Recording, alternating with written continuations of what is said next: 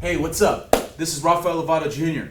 and I'm here and very excited to teach and share with you all 5 of my most used, strongest, most efficient techniques that are a part of my game that has helped me reach some of the highest levels and accomplish some of my biggest goals and dreams.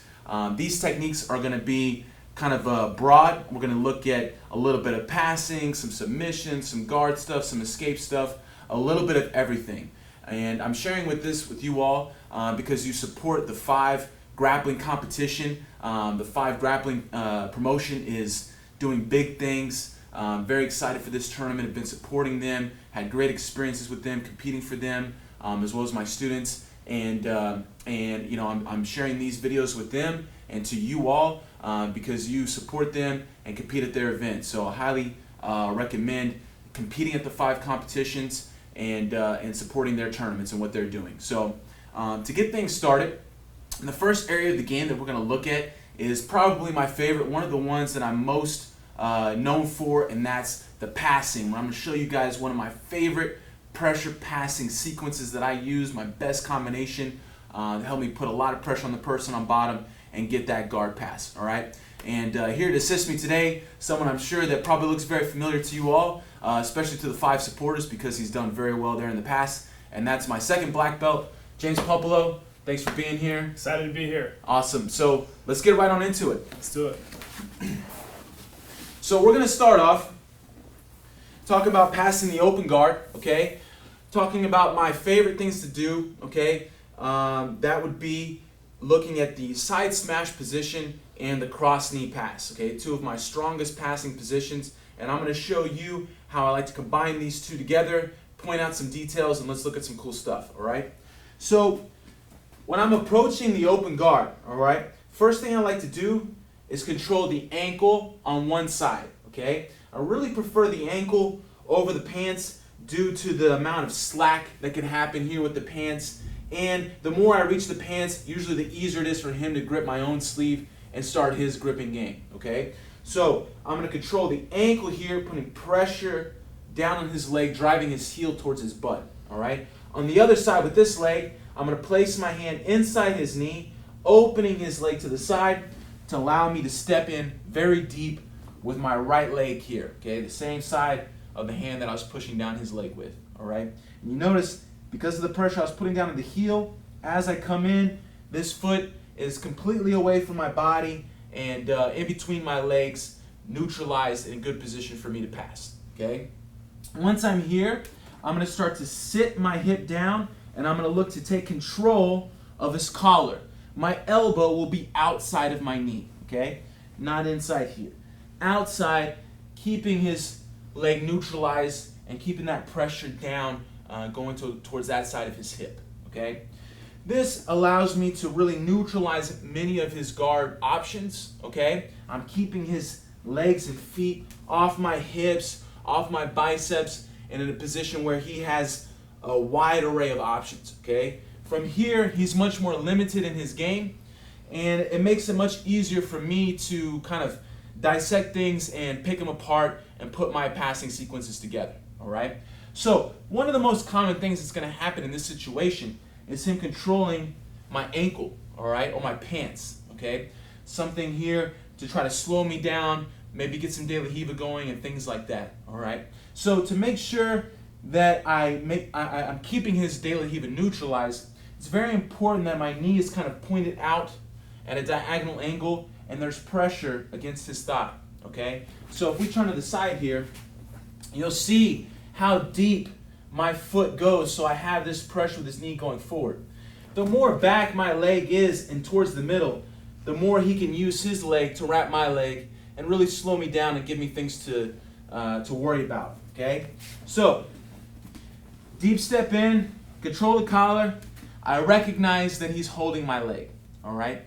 In this situation, I'm always going to start my passing going to that direction, okay? It's going to put pressure down on his own grip with his leg smashing his hand, all right? And, you know, this situation is where I like to force what I call the side smash position, okay? Now, the side smash position is kind of its own thing. There's so much we can talk about and do from the side smash. I'm just going to kind of briefly give you a look at it, and then we'll see how it works in combination with me setting up the cross knee pass. Okay? So one of my favorite ways to get to the side smash position from here is now with the double collar control. So my other hand is going to come and control his collar, so I have double collars here. Okay? This gives me quite a bit of pressure on his hip, really kind of neutralizes him and makes him feel uncomfortable here. All right? The reaction that I'm looking for is for him to kind of push against me with his knee to try to get a little bit of space. Okay? So as I feel that, I'm going to turn and twist everything, shift everything to the right. Okay? My toes, my hips. I'm even going to look to my right. And at the same time, I'm going to use my elbow to redirect his knee from his shin touching this thigh to this thigh. Okay? This is all the motion that I need to get. Okay? So I'm here. I have some good pressure. I feel him pushing. You see how I twist and I knock his leg over using my elbow against his thigh. Okay? Now from here, I'm going to place my knee below his butt and I'm going to continue to drive my right leg down over his leg. Right there is where the grip break would come. And now I can start to settle in into this side smash position, which is very uncomfortable for the person on bottom and provides me with a lot of routes to pass, either in front, towards the back, or I could even mount directly from there, which is by far my favorite thing to do. Okay, so that's how the side smash works. That's what I'm looking to do to set up the reaction to give me the option of the cross knee. Okay, so one more time, watch that from the reverse angle, so you can see my leg work and my body work from here. Okay. So I get into my headquarters position, I establish my double collar control. From here I'm going to use my elbow and twist my body. See how everything twists?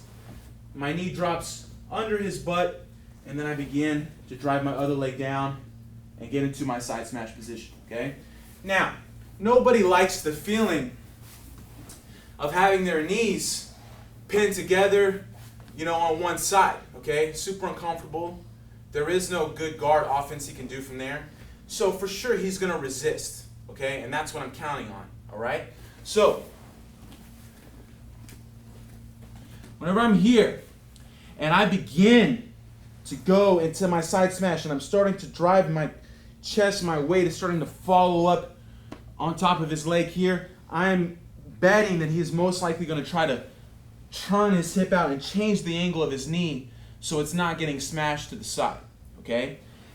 This is, such a smooth combination to go into the cross knee pass, okay? Because he's opening and giving me the chance now for me to change the angle of my my knee, and cross over his thigh, all right?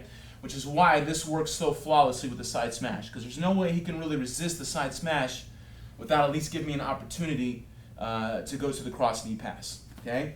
So let's start to look at that all the way through, okay? So I'm here, I establish my headquarters, my double collar. He grabs my foot. So now I know I must start by going to the right, okay? I can't go cross knee now because he's controlling my leg, okay? So from here, I'm going to twist, start to knock his leg over. I start to put my weight and he turns to open his knee. Now I'm going to turn everything back to the other side, okay? Notice how I maintain my wall here.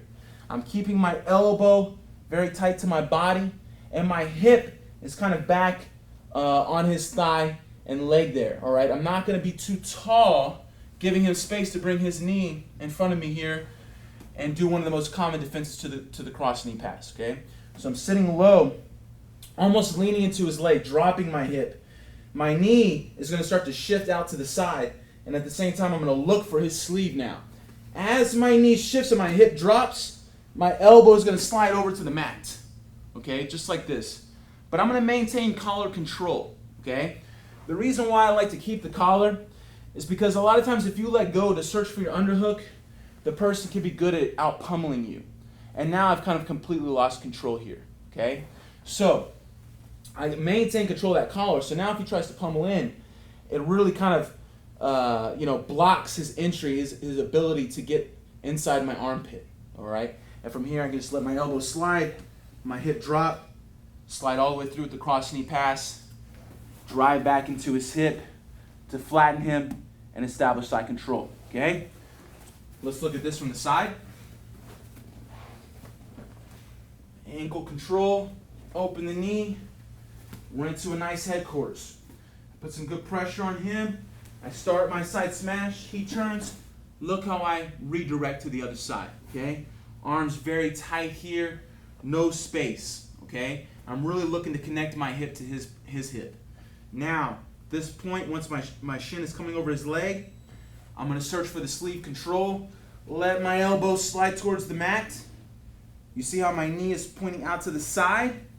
And I'm gonna bring my leg through towards his hip. Notice how I'm not sitting on the mat, okay? If you look at my butt here, it's not on the mat, okay? Very important that I'm connected to his hip, and I'm gonna use my feet to drive my right side of my hip into his right side of his hip. This is gonna clear his legs, make me heavy and tight, and allow me to have a great chance of establishing the side control without him being able to scramble or defend at all, okay?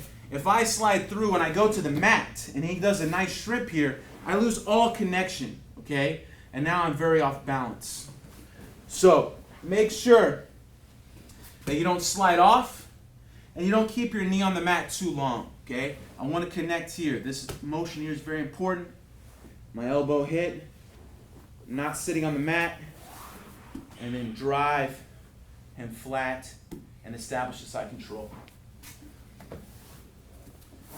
So, like I said, one of my favorite combos, one of my strongest passing techniques for sure. I think that's become one of your favorites too, right, James? Definitely a cross knee pass. And you guys, you got to feel the pressure of that. It's hard to see the pressure when you're keeping that hip off the mat, but man, so much pressure, so hard to escape. Super important detail for sure. You know, the cross knee pass is such an effective pass, but it's important that we know how to deal with them controlling our leg and being able to force the side smash first to open up our opportunity to go to the cross knee pass. The side smash also being one of my favorite positions.